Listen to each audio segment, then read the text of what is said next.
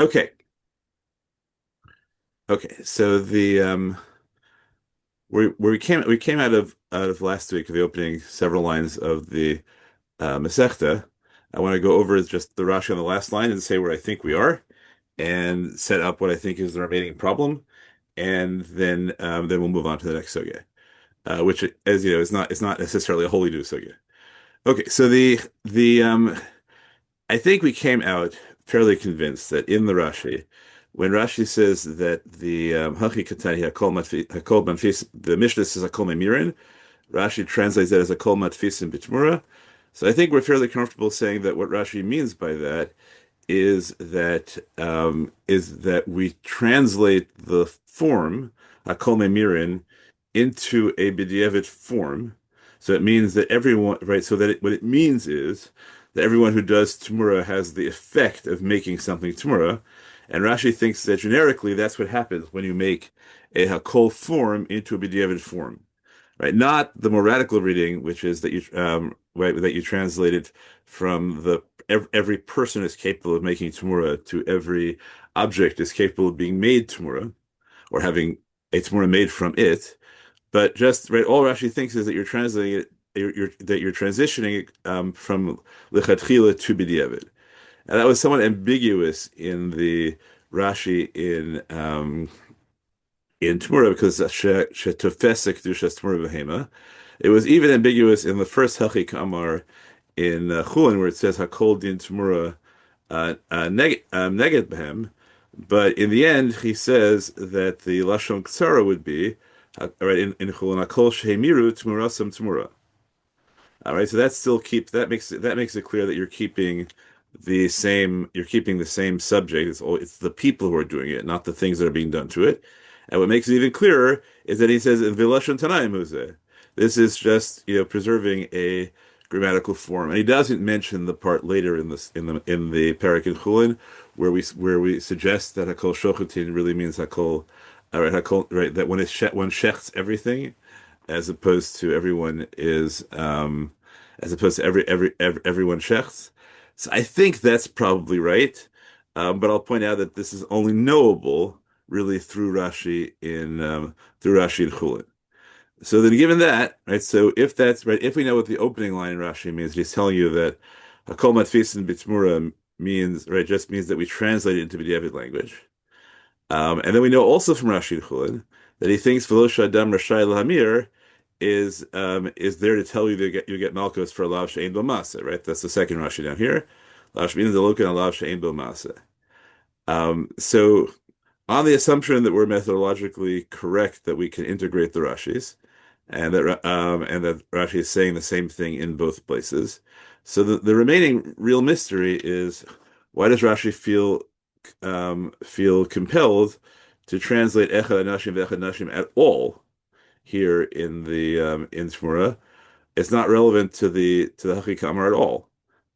Um, and right, yet Rashi goes through the whole Mishnah again with the line right, Mashma Diavad Kigon, or whichever text you want in the Rashi end here, Imhe Mira Afilu Isha to Fesas Al Piha Kedushas Temurah. So there's something that Rashi feels compelled to explain here, and it's not clear to me why Rashi is compelled to explain it.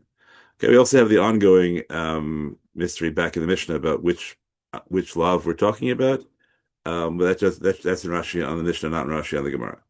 Okay, right. So those are right. So really, the major mystery is to explain why Rashi has to explain Echad Nashim Ve'Echad Nashim to mean that even women accomplish Temurah, especially since if he's consistent with Chulin, he doesn't think that he needs to tell us that women get Malchus.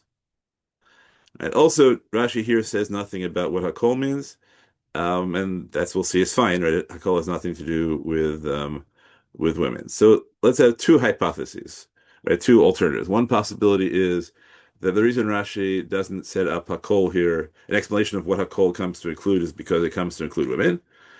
Um, and the second, right? I think that's the hypothesis, right? and therefore it can't be to include women in Malkus because Rashi in Chulin says Ein Bo Masa. So let's see if that works. Um, I think what we're going to find out very rapidly is that this hypothesis doesn't work at all. Hakol can't come to include women because the Gemara is going to explain what Hakol comes to include.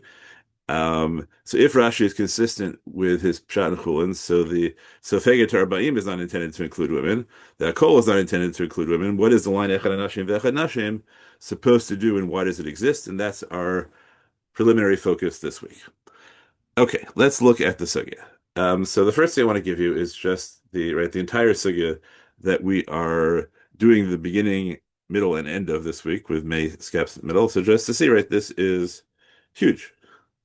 Right? It's an enormous, right, that's the block on the right. It's an enormous block of text. It's really hard to keep this much Gemara in mind and let alone to think about what it's trying to accomplish. So I'm going to try and set it out visually, and we'll see if you buy first of all as a methodological like as literal illustration of why I like learning on computer is you can do things visually that you can't do just looking at a Vilna Shas and then see if you're convinced that this works methodologically to let us do things with Gemara that we wouldn't otherwise necessarily notice.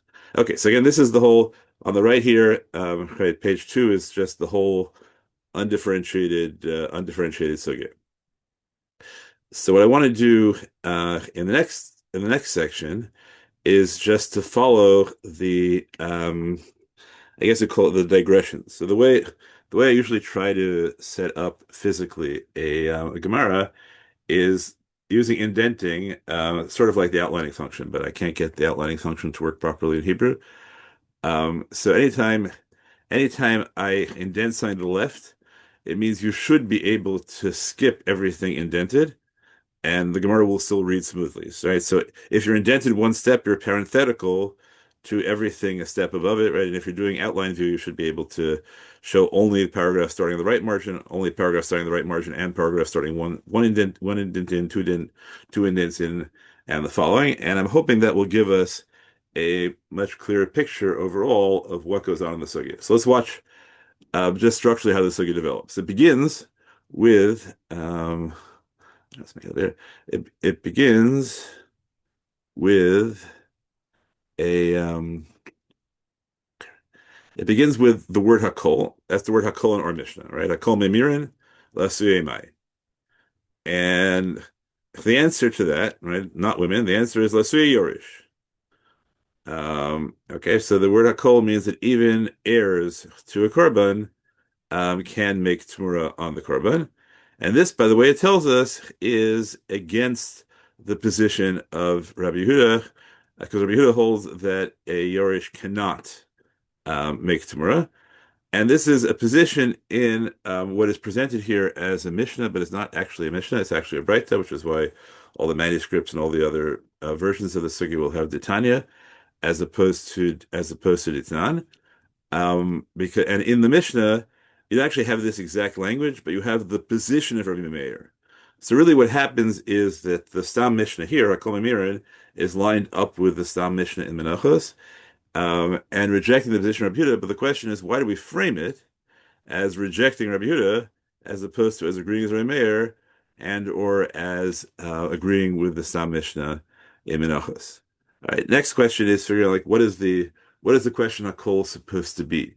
Is Hakol supposed to be evidence for a position? Is it supposed to be a proof? Or is it just an excuse to bring to our attention that there exists a machlokas about this? So I'll go on a brief excursus about this and welcome to be challenged. In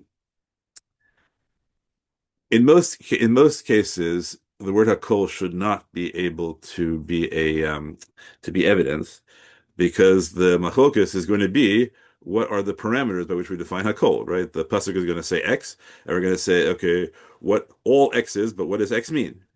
So I think it's very, very rare that Hakol can be used to prove one thing. And furthermore, there's often more than one machloket about what the parameters of Hakol are. And Hakol, right, and Hakol is not used to include all of them. It's usually used to include one incrementally. To some extent, that's the question of whether you read the Mishnah As a klal prat, you read the Mishnah as ribuy miut. And generally, the Gemara reads the Mishnah as ribuy miut, I think, not as klal prat. So it only includes one thing in the context of a kol. And the question is, what one thing? But as it can't, it really, unless there's only one machloket, and the machloket can't be parsed definitionally. Um, let's say in terms of Yorish, as we'll see in the middle, right? The question is, can everybody who gets kapara from this korban do, right, do Temurah, or is it anyone who is bringing the korban? So both of those can easily be defined as hakol. So how are you going to disambiguate on the basis of hakol? So I'm not entirely sure what hakol means.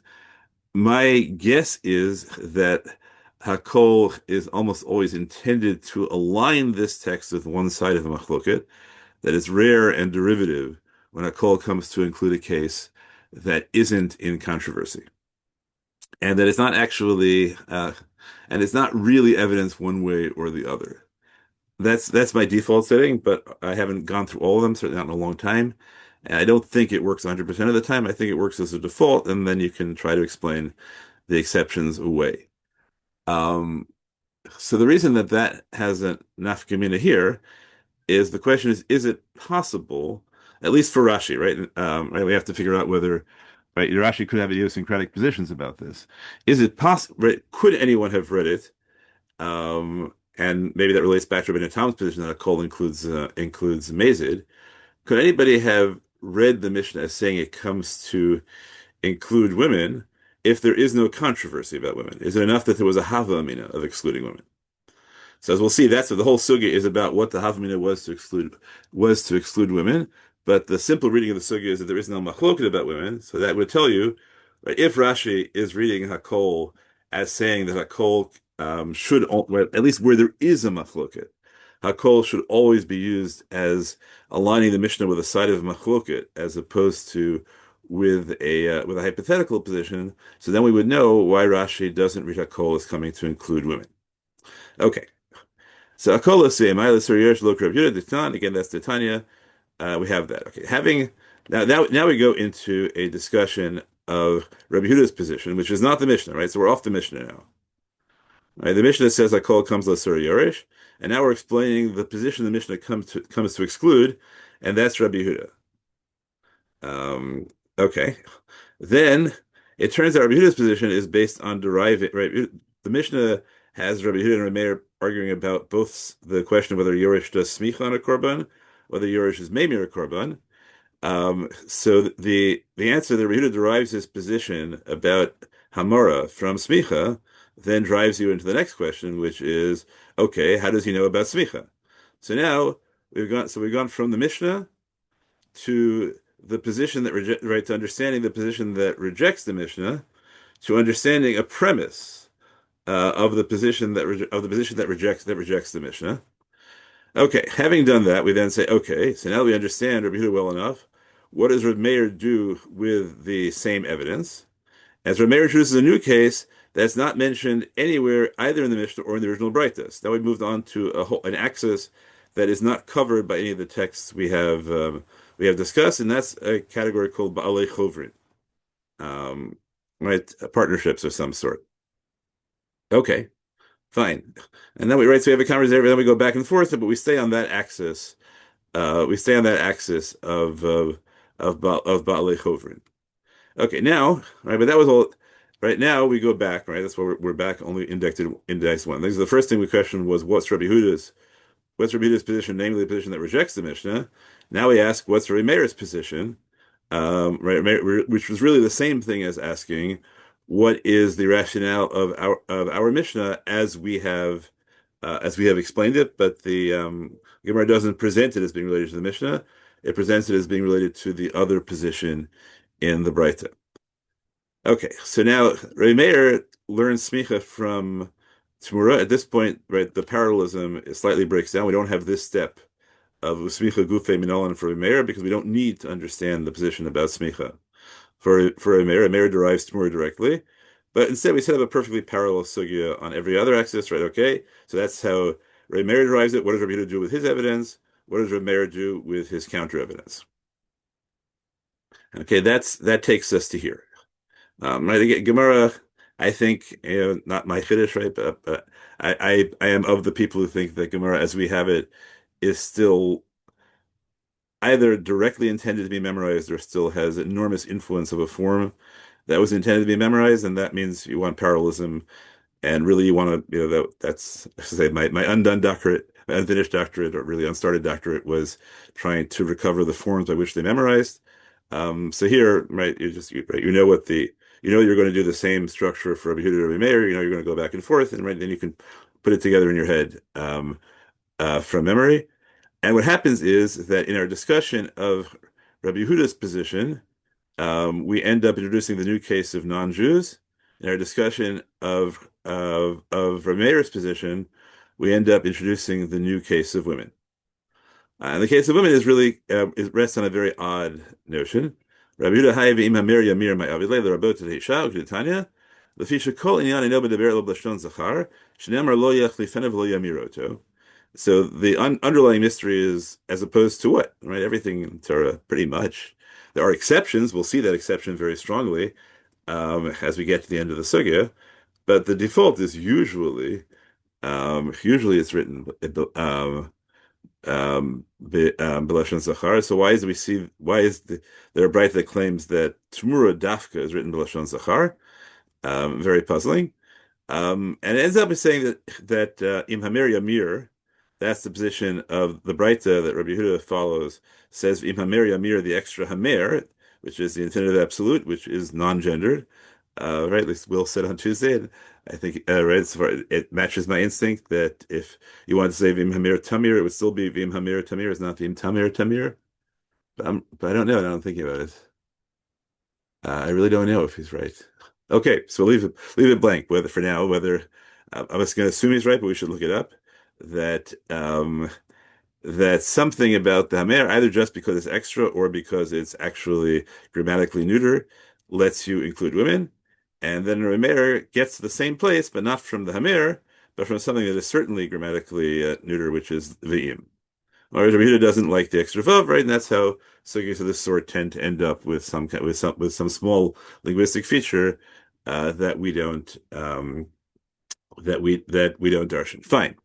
But then, having brought up women, the Gemara is now we've now completely we've satisfied our explanation of the Mishnah, the Hakol in the Mishnah, because it's to follow Rabbi Meir. We've explained both Rabbi Yehuda and Rabbi Meir, and we've explained both what Rabbi Yehuda and Rabbi Meir do with each other's proofs. So we're perfectly happy. And now we go off on something entirely on our own. They say, Ben Rabbi Meir, Ben Rabbi Yehuda, Tama de Rav Yekra Leisha. Hello, Rav Yekra, Havamina ki avda Temurah lo lakya. Okay, right. So the explanation of Rabbi Meir's position led to the claim that Rabbi Yehuda, the thing that Rabbi Meir uses to include the Yoresh, Rabbi Yehuda uses to include women, and then we say our presumption is Rabbi Meir also has to include women. But then the Gemara essentially challenges that claim. It doesn't frame it that way, but substantively that's what's happening. Why does Rabbi Meir need a pasuk to exclude women? For that matter, is it really true that Rabbi Yehuda needs a pasuk to include women? Why aren't women obvious? Okay, now we know it's not going to be true, at least for Rabbi Yehuda, because there's a breita, right? So we have to account for this breita. So really, just as this whole sugya of Rabbi Meir Omer Yoresh Memir could be framed as my Talmud de Masnisen, so this kasha, which is asked as a challenge of Meir Rabbi Yehuda, could really be just asked as a kasha on this Breita. And so now here, let me stop the share for a moment just so people can give me feedback on this whole approach. I learned in linguistics, right? That Chomsky has this whole thing about the deep structure of language, right? There are certain things there are certain forms of thought that are underlying it, and we choose to express that in particular ways by setting up particular kinds of tense structures and verb structures and subject object things. But really, those underlying conceptual structures are the same in every language. So I think that's sometimes a useful metaphor for thinking about what's going on in the Gemara. Or you can think about what the Gemara is actually doing, which is asking which has a certain limited number of operations involving the relationship between texts as evidence and halachic positions, and a somewhat different set of figuring out how you analyze structures of construction of texts. And then it has the forms, and the forms are largely driven by memorization. The forms are highly variable across location and space. Different yeshivas will memorize the same content in different forms. So what I'm trying to show in this sugya, right, is how you could write the sugya many different ways with the same content without changing the content at all, I think. At least on the first level, nothing would change about the content if you rewrote the Kasher Rabbi Meir the what was Rabbi Meir's Tam as what's the Tam of the Mishnah, or if you wrote this question, why do you need a pasuk to include women, as attacking the Breita, as opposed to um, as opposed to Kasha on both Rabbi Meir and Rabbi Yehuda. Really, the underlying structure will be the same. It'd just be much harder to memorize because you would lose the parallelism. Okay, so with that, and people should interrupt me if that isn't clear, or if you have challenges on that, please. Um,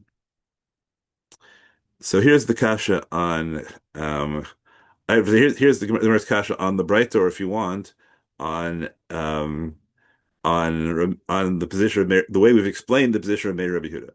Right. So whether it's Meir Rabbi Yehuda, the reason that we include women in Temurah is because the pasuk does. Halo Rav Yikra, if the Torah didn't, have amina ki avda Temurah lo lakia. So this is the first ambiguity when we go through, and Rashi will have to see what is mehav amina. Is mehav amina that if women did Temurah, the Temurah would not be tofes, and therefore they would not get malchos? Or is the Havamina that women would occupy this in between position where they can do Temurah, but they don't get Malchus? Right, and that will also affect the question of whether you can plausibly take women in Hakol or not. Right, so I think linguistically it's ambiguous. Havamina ki abda Temurah lo lakia. So it's very tempting to say that even when they make something Temurah, they don't get Malchus, and it's talking about an exception of women from Malchus. But not obviously. Not I say not I think overwhelmingly. Okay, but that can't be true. Whatever the Havamina is, the Gemara says that can't be true, because V'amar Rav Yehuda Marav Can v'chein I ask a Tanader. question? When it Sure, says Lolakia, does that mean that they did an Avera and there no Malkot, or there was no Avera? that's even a further question. Um, if you think that it means they didn't actually make the Torah, so yeah, No, right. Really, you should no, it complicate says things. the Avda Tmur. It says the Well, it could be that Tmur is means she did the action of Tamura. It doesn't right. mean it's right. But I agree with you that the better reading of that is that she actually made it Tamura, and then she actually made it. Does it mean that there's no Malchus and there's also no Isser? Yeah. Yeah, I think I would say that's a less likely Havamina, but I can't rule it out. All right, let's when we go to Rashi, we can see if you think there's So, any so then, indication. I mean, then you need an explanation of if she, Yes, except why this is there are no Malkot. well. So let's be. We're in the Havamina, Yeah, right? but you need a plausible you need Unless you say right, the plausible thing is Shekol Inyan Kulo and B'Daver L'Blashon Zachar. right, but then you can't divide Kol HaInyan doesn't you can't divide the Isur from the Malkot then. Yeah, so it's if we want to divide the Irsa and the Malchus, we have to figure out why we would do that. Exactly, right. Good. Okay, then let's hold that question because we're gonna right because I think that we can't answer that until we read through the sugya, and then we'll have to try and figure out what Rashi says about it. I think it's the right question. Um, so the Gemara's first answer, all right, to reject this Havamina as we have it is, Amar Rabbi Yudah Amar Rav v'chein Tana Devei Rabbi Yishmael, and I never know what to do. Yeah, my default is I bold the Brightot and I underline Amaric statements, but when you have something that is both Rita Marav and a ton of Deve, I never know what to do. So this time I stuck to underlining. Um, so Isha Vishaki Asumi Kol Chatot Adam, Hishvaka Tu Vishala Ish L'Kol Onshin Shebetorah. So the simple reading of that is that we have a principle that whenever both men and women are subject to the Isser, they get the same punishment. And if that's what this text stands for, so then we have to say the Havmina was that women do the Isser but not the Malchus. and that there's some right. This is and then the question is, well, why would which way is the default, right? So Richard's question is, what's the evidence we can split it? But we could say that we're in the realm of the Havmina, that it's the other way around, that unless women are explicitly included, they're excluded. But then that runs into this counter rule. So we could set up a Havamina that in the absence of this counter rule, the Havamina is that women have to be explicitly included each time. But admittedly, that's sort of a weak Havamina. So that is a challenge to that reading of the sugya that all we're talking is right. That's what the Havamina is. But we'll see this is complicated. And part of what we have to know about is right. There's also the Mishnah in Kiddushin, which says that women are subject to all the lotas says that the same lotas says the men are subject to with a couple of exceptions, and you have to figure out okay, so is that already derived rule which is known prior to this, or you have to figure out the order of priority of drushos once you know how whether that rule is actually a post facto rule. Like we've gone through every is it that we went through every Isser, we discovered there are only two or three cases where women are excluded from the Isser, or is it that we have a rule which says that men and women are the same, and then we just have sorry, is it that we go through every case and women are always included? We just found a few cases where women aren't included, or is it that we assume that women are always included in the Isser as well, not just in the Onshin, and only two cases where that's excluded. So we'll have to put those Mishnayot together. But at this point, right, simple reading, as we haven't read Rashi yet, simple reading is just on the text is that we're trying to separate the Isser and the Malkut. The response is you can't because there's a principle derived from Midrash Halacha that says that if the Isser is the same, then the Malkus is the same. And now we try and construct the Havmina. So we say, Ma'u de Tema, what's the Havmina? Hani mili onish deshave ben biachid ben betzibur. I would have thought that was only an onesh that is the same whether the avera is biachid or betzibur. But hacha kevan de onesh eno shave bekolhu, ditnan ena tzibur v'ashutfin osin Temurah, ishanami ki avda lo lakya kamash malan. So now, what do we mean by onesh here? Well, we say ena tzibur v'ashutafin osin Temurah. That means that they can't make it Temurah. It means that if an individual or the tzibur tries, I assume, right, could be wrong, tries to make a korban tzibur Temurah, it doesn't work. Um, that probably means you don't get Malchus, I would think, but that's where the Rav comes up, right? We did the Rav at the end last time where the Rav suggested, no, actually you could get Malchus for that, even though it doesn't work. So the simple reading of this statement is that Einat Sira Veshutafin Osin Temurah means that it's an Isser, which is not the same whether it is done b'tzibur or done b'yachid, and that the principle Hishva Kasav Ishal Ishal Kol Anshin Torah only applies to the kind of Isser that is the same by tzibur and yachid because there's no punishment. There's no avera here by the right. There's no Isser and therefore there's no punishment at all for the tzibur. The problem is it says the word onesh in Shava B'kolhu. So the proof text certainly poses a challenge to the to that claim. Aside from the like, why would I think this is true? Right? If I have a principle, Hishva Kasav Ish Lakol on Torah, why would I think that has this rule of Shava Ben Biachid Ben B'tzibur? Most of the Isurim, there is no tzibur whatsoever. Right? There's just no relevance of Mikol Chatot Adam that can't be done by a tzibur in any meaningful sense. So this is a very strange connection. The Gemara says, right, and then we get that line again, right? Ishanami ki avda lo lakia. So this we don't have the word Temurah here, but it's the same structure. So I would have thought that in this unique case, where it's an onish that's not shava bein biachid vein b'tzibur, which may or may not be the same thing as an Isur hashaveh bakol, right? Which means it applies the same way to all individuals, right? That's apply the same thing to Kohanim Yisraelim, which shows up later in the sugya as well. Um, so the Gemara says, "May have I mean as I would have thought that Temurah was an exception, and therefore women also ki avda lo lakya, right? Same ambiguity. Again, it sounds like we're trying to say that women do the Isser, maybe based on the Mishnah and Kedushin, but they don't get the Malkos because this principle, ki asimi kol chotot adam, doesn't apply to this kind of thing. Very weird.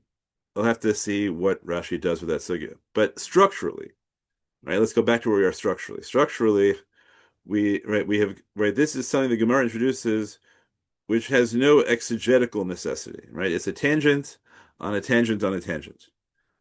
Right. At this point, we're perfect, right? We have the Mishnah explain, we have all the position of the Mishnah explain. It's just that we really don't understand this Breita, right? That's really our issue, right? Is we don't understand this, we don't understand this Breita, we don't understand why we need a pasuk to include women, because it seems to us that that goes against it. If I were talking about the deep structure of the sugya, the deep structure of the sugya really is that there is a stira between this Breita and this, call it quasi Breita. And then the question we have to ask is it really a stira, right? Because maybe this is just talking about the Isser, and this is just talking about the Onish. And you'll tell me, what gives you the wild idea that you could include women for the actually no, that wouldn't work, right? It's going to say this is really talking about the Isser, the Onish. That doesn't. So it might be, right, that this just tells us that whenever it's usher for women, they get the same ownership as the men. So you could resolve the theory that way. Okay, I shouldn't bias you as to as to what way we want to resolve the theory. Fine. Okay, now we're done with women. We're done with the right. We're done with the Mishnah. We're done with all the positions. So now we have yet a new case, right? So we started off with the case of Yoresh. We went from Yoresh to non-Jews. Then parallel to non-Jews, we introduced women. Now there's another named Amora, and this name, right, really the first Amora who says anything that relates to our Mishnah, and that's Rabbi Bar Chama who asks the question, what about a kata? Kata and Mahu Sheyamir. The most important thing for our purposes is that nobody in the Gemara ever suggests, of course, a katan can be mamir. It says a kol. Even though by shchita, katan is one of the things we think of including. Right, but this conversation, katan ma'oshi amir, goes on in blissful ignorance of the Mishnah saying hakol, because because you can't bring any proof from it, because we'll just say hakol means all adults. Um, But it could be the Rami Bar Chama's that is exactly Rami Bar Chama's question initially. If we were again, we're going back to deep structure. Rami Bar Chama looked at the Mishnah and said, "Hakol." Well, does Hakol mean all adults, or does Hakol mean some broader category and is intended even to include a category beyond just all adults? Okay, the Gemara then um, modifies Rami Bar Chama's question to say that it's only talking about when he says katan, he doesn't mean a 1-year-old or even a 5-year-old. He means a muflaha samuch liish. All right, that's not that distinction is not really going to matter to us, except the Gemara sets up what our parameters are. Um, right, is our parameter that anyone who is capable of making things holy can make Temurah, or do we require people to be responsible for onshin? And so, if you were a brisker, this would be your occasion to say, "Aha! Is Temurah fundamentally an iser with a consequence of making something hekdesh, or is Temurah fundamentally an oneh? Fundamentally an act of hekdesh, which is also punishable?" Right? And you would say that those are the two sides here, right? The side that says that if you have the capacity to have a neder of hekdesh bichal, then you can make temurah. That tells us that temurah is fundamentally an act of hekdesh, which just happens to be punishable. But if you say no, even if you can ordinarily make things hekdesh, you can't make things temurah. So that would suggest that temurah is fundamentally an isser, and it just happens that one of the consequences of the isser is making something kadosh. And then if we're in the Rav's universe, we would say, and if we say it's fundamentally an active hektish and the onesh is accidental, so then you shouldn't be able to have the onesh without the hektish. But if you think it's fundamentally an onish, and the hekdesh is just a consequence, so then okay, sometimes we can't do that consequence, but we still punish you, right? And that gets you the Rav's case of places where the Torah is not matfias, but nonetheless, nonetheless, you get the onish, right? So we can set that up if we want. Um, the Gemara then says, okay, if you're going to say, right, this I think is really also Rami Bar Chama, um, whether the intimacy lomar is not as open, right? Okay, what even if you settle it with for a katan, and even if you say so if you settle the side of the katan the way we set it up, it's so what makes a katan different is that a katan it claims, right? So this is right the asi lechlal onshin because a katan is eventually punishable. So this is right what in yeshivish language is called in the parsha lumdus. Um, and then people are going to say like, what does that mean? It's in the parsha, right? Yeah, why would it matter? That's right. Say something is capable of becoming, and that's like a really good argument, right? Why does capable of becoming affect anything at all? And the response to that is then you quote the famous halacha of kol haroi lebila ein bila ma'kevet. That even though we read over and over again, solat mincha b'lulav shemen, actually solat b'lulav shemen, you don't actually have to mix the flour in the oil. You just have to have enough oil that you could mix the flour. So that is often understood as saying that we have a principle of like potentiality is actuality done in the Devar Shem Sofo, right? That anything has the capacity to be something is halachically treated as if it were already something, and that's a good justification for in the partial lumdus.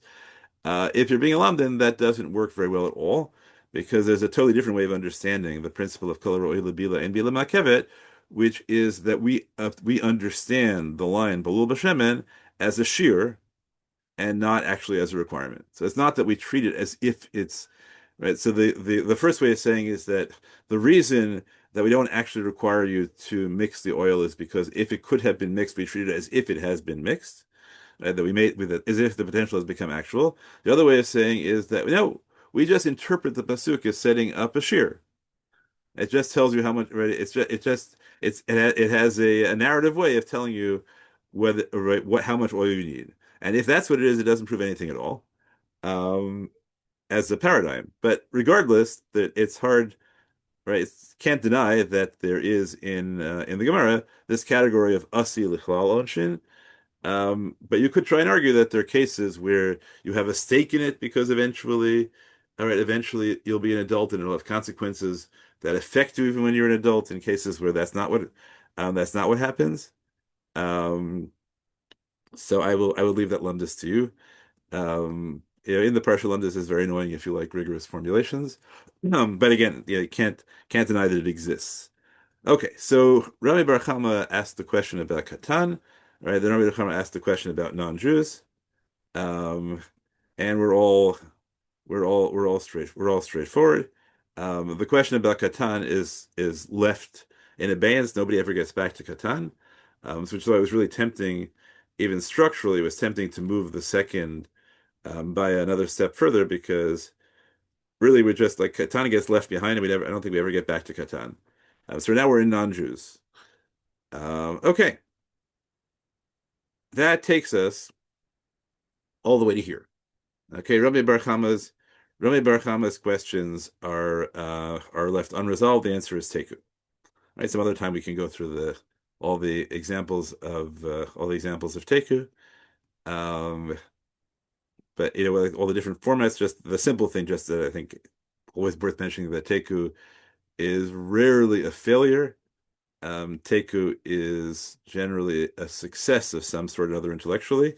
You're trying to find, right? So one of the kinds of success it is you're trying to find the moment of equipoise. Right? So we found the moment of equipoise. There's always going to be a case exactly on the boundary. And so a Teku isn't, in that sense, a Teku isn't a failure. It's not we don't know the answer. A Teku is we succeeded. If we answered this question, we'd have to ask the next question. Right? The goal is to get to Teku. Um, Right, so that's aside from just the joke that we had so to take Kubishus man David Temurah, right? That's just a linguistic joke. But okay, so we Maybe katan is also teku, right? All the rules for thinking halachically about whether we accept the intimacy lamars or not. Ovi kochavim is certainly a successful case of equipoise. Okay, in the context of that discussion, we quoted, right, Rava quoted this Breita. Okay, Rava is responding to Rami Bar Chama, and he quoted a and he quoted a he quoted a Breita, and really, if we were doing a sophisticated reading of that sugya, we'd say, okay, so the Gemara says that Rava actually succeeds in answering part of Rami Bar Chama's question, but Rami Bar Chama actually asked a more precise question. But for our purposes, it was a long discussion of non-Jews and ends in Teku. Now the Gemara goes off on a tangent. Let's remember, let's follow the lines, right? We have our Mishnah. Our Mishnah turns into a discussion of the position our Mishnah rejects. That brings in two new cases as we're trying to figure out the what each side of the machloket would do with the other side's evidence. That brings in first Balei Chovrin and then women. Then we go off on another right on our own tangent about women. Then we move from women on right through Rami Bar Chama to children and to non-Jews. In the course of the conversation in Rami Bar Chama and Rava about non-Jews, Rava quoted this Breita, and now we go on an extended line by line exegesis of that Breita. Okay, but one of the right, which includes a case of Temurah, right, that non-Jews are specifically excluded from Temurah, and we just go through that Brisa Keseder, and we're all the way at the end of that Brisa. Okay, so again, following the steps, Mishnah, Rabbi Yehuda, what Reb Meir does with Rabbi Yehuda, women, children, non-Jews, Brita, right? We've gone 7 steps away from our Mishnah, and then after all this, we come to this, okay, which is has no relationship to anything that, so far as I can tell, structurally, has no relationship to anything that has happened since the first line of the sugya. Right? That's why this is all the way on the right margin, and it comes out of nowhere. I'm Rav Yehuda Rav. Right? So Rav Yehuda said in the name of Rav, Kol lo taseh shebetorah. Every lo taseh in the Torah, asaba maaseh chayav, lo asaba maaseh patur. And so we'll have to see there's a whole right there's a whole machloket about what the definition here is. The text asaba maaseh suggests that what matters is subjectively when you violated this isser, did you do an action? Right? There are going to be other options which relate to whether we're talking about the definition of the action or whether you acted, and others about whether the lav is defined as an act, or whether the lav is defined as something which can be performed either by an action or not in an action. The usual way I give illustrating this is a sugya that will also be relevant to this in other contexts, about really Tosfos, right? That if you put on a four-cornered garment without tzitzit, which is made of shatnez, so you are actively violating the prohibition of shatnez and passively keeping the garment without tzitzit on you. All right, so the exact same deed, right, is considered a constant action of wearing of wearing kilayim and non-absence, right, and non-action of failure to put tzitzit on. So there are always ways which you can define the exact same physical space, either as maaseh or not maaseh. Okay, so we have this principle. So now the Gemara says, "Klalu d'lav sheba maaseh patur." Is it really true that a lav sheba maaseh is patur from punishment? V'arei meimar, but we have our case of Temurah, the lav she'ein bo maaseh hu v'laki, because we have a Mishnah which says that you get malchus for Temurah. So how can you make this a general? How can Rabbi Yehuda Rav make this a general rule? So Rav will say to you, "Oh, you know what? That's because our Mishnah is Rabbi Yehuda. Rabbi Yehuda holds that lav she'ein bo maaseh lokina lav." To which the Gemara says, "What? We just at the very beginning of the sugya, all the way back, the very very beginning of the sugya, first line, we said that Hakol Mirin is intended to teach you that the Mishnah is not Rabbi Yehuda, it's Rabbi Meir." And the answer is, yeah, no big deal. Our Mishnah is an independent author who holds like Rabbi Yehuda in one thing and not like Rabbi Yehuda in the other thing. Okay, so you could skip, right? Nothing that happened, right? Nothing that happened between here And what we just did matters to anything we say. Right? If we take on this page, nothing that matters between here and um, and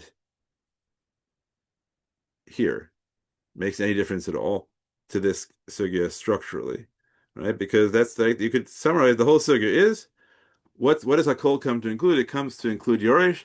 That's against Rabbi Yehuda, really?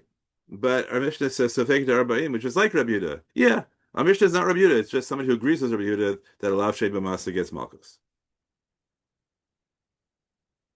Okay, that is a fair presentation of the sugya as it appears in Vilna, but it's not clear that it's a fair presentation of every version of the sugya, and it's not clear and since Rashi has, at least to some extent, the other version of the sugya, it's not clear whether what I just presented is a fair summary of the sugya according to Rashi. Okay, so now let's take a look and see what sort of things Rashi changes. Um, okay, so Hakola Suyemai, actually Rashi changes nothing about this section that matters to us, so we're all good here. Um, then we go into all the arguments. Um, we go into all the arguments back and forth about Rabbi and Meir, and that's not really going to matter to us at all. So at this point, we're all perfectly fine.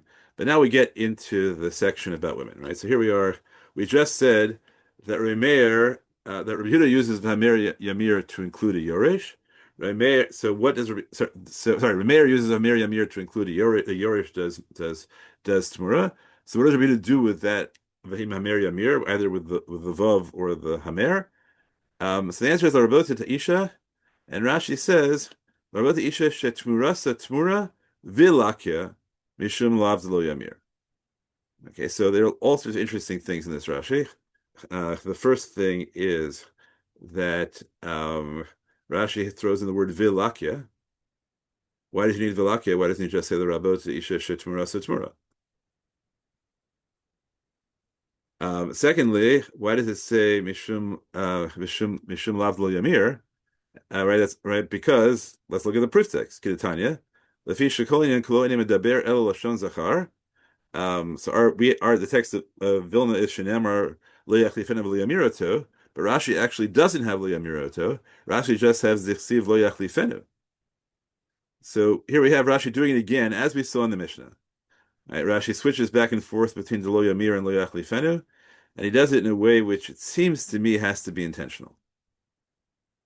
Right, so he says you get Malchus because of Lo Yamir, and the proof text is talking about Lo Yachlifenu, which is Hainu Lo Shelo Zachar, and he stays on it. Lo Ksiv Lo Tachlifenu Davi Lashon Nekeva. Okay, so how do we know that we can include women? And we have Isha Minayin.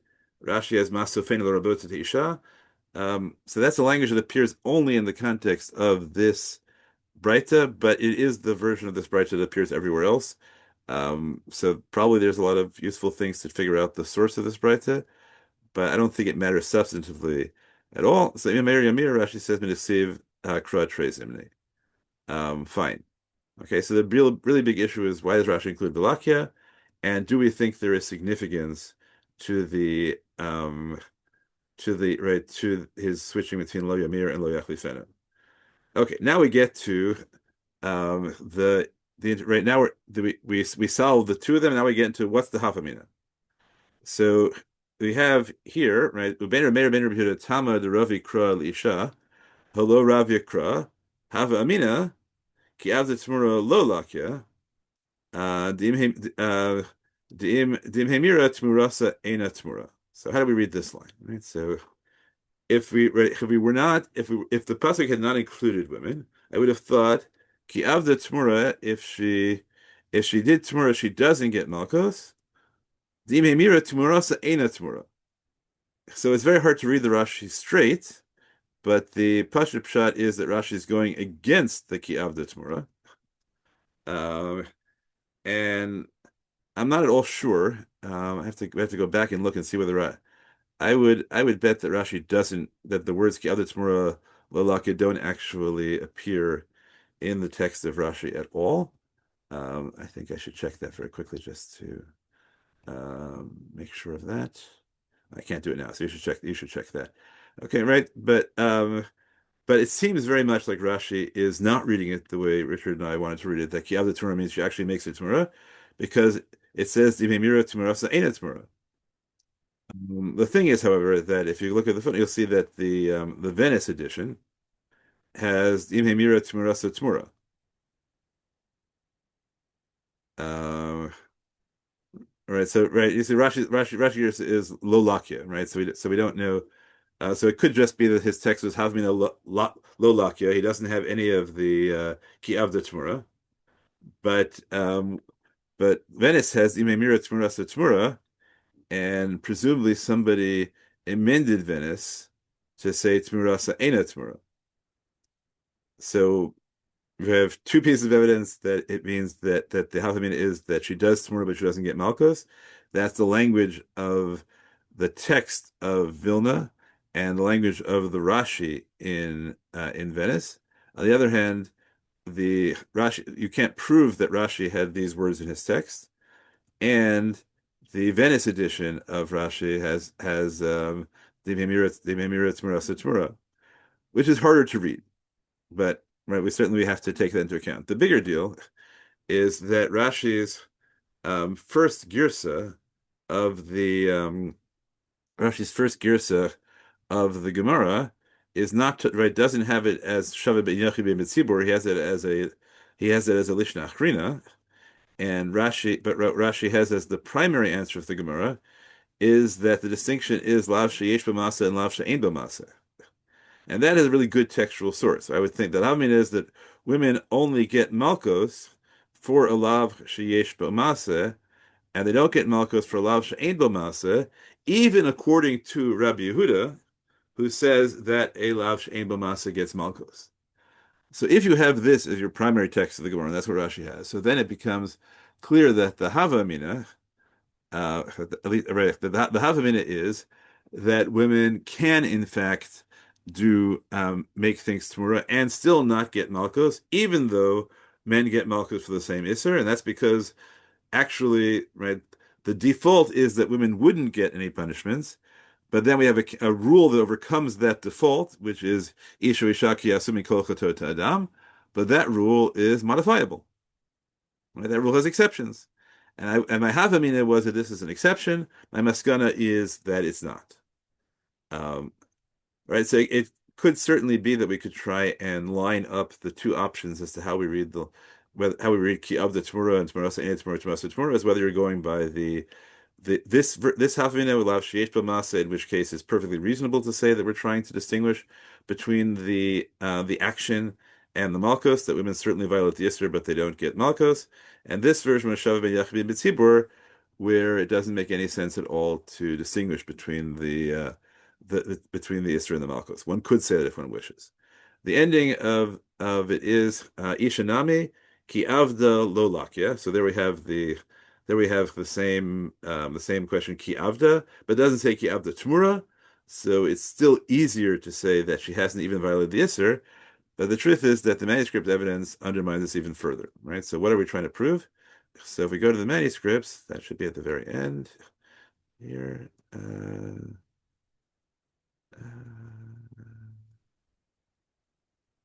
It's here. Okay, so so we have a version of Havmin lo avda. So my Havmin is not that she doesn't get Malkos, but that she can't make Temurah. That's with a Hey and Friends as opposed to Munich. Vatican 119 has Havmin lo avda Temurah, but again couldn't be more explicit that the point is not that she doesn't get Malkos, but that she can't even make it Temurah. And then there's a version that just says lo. So the ambiguity we have in Rashi also turns out to be an ambiguity in the text of the sugya. So you have to figure out now if you want to be a pilpulist and line all the manuscripts up together and single, or you want to work out a single um, underlying underlying pshat. Okay, one other issue where we have to finish now. One other issue that we have to take a look at is that later on, at the very end of the sugya, right? So I hope you get right that according to primary text of Rashi, Lav She'ein Bo Masa shows up as a feature right in that section where we get to women for no apparent reason. We also introduced Lav. We also introduced Lav She'ein Bo Masa, and therefore, in that version, this statement of Rav doesn't actually come out of nowhere and is not actually unrelated to the sugya. Really, you can read the earlier part of the sugya as leading, right, as leading up to this because Lo Aso Masa is haunting the sugya. Um, so the one other thing that we have to raise as a question is when Rav says at the very end of the sugya, no, you can't ask a kasha on my principle, lo asa b'maseh patur, because this Mishnah is Rabbi Yehuda. So Rashi has the kamishtoy lekaman b'ha milsa, as where our text has the Amar Lav she'ein bo maseh lokin lav, and there's some mystery as to exactly what Rashi is saying and why Rashi introduces that here and what exactly Rabbi Yehuda really says. So we'll have to look at that as well. Okay, so this is the first time that the two shiurim have ended up in very different places. Um, I have to figure out how to straighten that out because I gave this shiur very differently than I did yesterday. But I think the reasonable thing for us next week is we will hopefully I will have transcriptions of the text of the Rashi manuscripts. If somebody has that, that would be great. I think Will was planning to send me that, and we can use that, and we'll try and see if we can put the Rashis together. But if we get to go on, which I hope we will, what I'll try to do is send out not later than Sunday. We'll see that over the next several dafim, the topic of Lav She'ein Bo Maseh comes up, but it's even more scattered. That we saw this whole giant sugya where all that really mattered to us were a few lines. So the sugya of Lav She'ein Bo Maseh is interspersed over the next few amudim, and I'm planning to pull out just the parts that relate to us, and hopefully look at it in context and explain why that's legitimate. It raises a general methodological question about how, right, to what extent the literary structure of Talmud is binding on us intellectually. There's some cases where it's clear that that a sugya just got somebody jammed something in the middle and a sugya got put in half, or some kind of three-dimensional structure got laid out in two dimensions. I think that happens not infrequently. That you can have memory structures that are three-dimensional, and when you try and put them on paper, you have to reduce them to two dimensions, and so things that are neatly tied together in three dimensions end up being scattered all over the page. Right? I think usually the metaphor, well, one metaphor I sometimes use to try and explain to high school students the way Gemara functions with these indentations is think of the sugya as written on a balloon, and right, so think right, and so as you blow things up, things get further and further, things get further and further apart. Um, so I am going to argue that really the Lav She'ein Bo Maseh thing is a topic intellectually. It just happened literarily that the recording of it took place in an order that is determined by the order of a text as opposed to the order of ideas, and so it's our job to collapse the balloon so those things are next to each other again. In the same way that really you should understand this sugya as going Hakol Suyemai, Amrav Yudam Arav, and then really, the question is um, probably the sugya doesn't really start as Hakol Suyemai in our Mishnah. It's right, really the Hakol Suyemai is introduced in order to defend it, to defend another text. And so if we really wanted to figure out how that happened, we'd have to pull that off. Okay. But for next week, we're going to try and see if we can tie all the shitot of all the versions of the sugya together. We'll try and see if that helps us disambiguate for Rashi the question of whether the Havamina is. All right, we really have three options right now. Where the Havamina is that women don't violate the Isur at all. Women violate the Isur or women violate the Isur, but they don't get Malkut, or women don't violate the Isur and they get Malkut anyway. Right? All right, sorry, women make it hektish but don't violate the Isur, or violate the Isur and don't get Malkut. Right? Those are three options. Don't violate the Isur and don't make it hektish, don't violate the Isur, make it Hekdesh, violate the Isur, and get Malkos and the wild card from the Rav that maybe you can get Malkos even if you don't and violate the Isur even though you don't make it Temurah, and then see if that right, the ultimate goal would be, or the success would be, if all that helps us understand why Rashi feels compelled to explain Echad Anashim Be'echad Nashim, and indeed the whole Mishnah in his Hachik Amar in our opening sugya. Okay, questions? I'm hoping that you all really exist. um, and if not, then I'll, No, thank you. thank you. I'll Thank make you. We're here. I'll make an unrelated, I mean, only as a side comment Yeah, for your analysis of the teku being that you've reached the end of your ability to do an analysis. yeah. So that's not always the case. I've just come across recently in Baba Metzia a case where the issue is, it's a complicated issue about variations depending on the types of measurements and the types of machinery you're using to plow the field. And they go up and they say, well, what about in this case? And the answer is that so somebody comes from Eretz Israel and says, so and so said X, and then what about Y? And then finally they get to Z, and no one has ever heard anything about this case. It's not that there was, it's just a lack of Kabbalah. They just know these are not things that they're trying to analyze, and they say teku. So I'll have to look at that one specifically, but I should say that the fundamental analysis that the late Louis Jacobs has a book in which he talks about, I think, four kinds of teku. Okay. So if So there's yeah, other kinds, then yeah, right. So I have my chiddush in Bava Metzia is that there's a fifth kind that he doesn't mention, but that's not any of this, right? What I said now I think is just straight out of Louis Jacobs. That, but yes, but there are at least four, maybe five, and if you're right, then there might be a sixth. yeah, I don't know what the others. I mean, this might be one of his. I mean, I this Okay, this just yes. this it wasn't based on an analysis issue. It was based. It seemed to me that it was clearly based on a question of has anyone heard about this case? And someone reported it, and someone reported that case. They weren't giving any reasons. Okay, if you send it to me, I'll take a look. But I'll also just send the reference that the what I said today was not a chiddush Yeah. was Okay. not mine. No. What I said today is just part of is it was just a thumbnail sketch of one of the Oh kinds. no, that some of them are like that is clear. Yeah. Okay, No. that's an interesting idea. Send it to me, and I'll take a look and I'll see if I can find the if I have the Jacobs book, I can see if he has that as a category as well. Yeah. Okay. Thanks. Okay.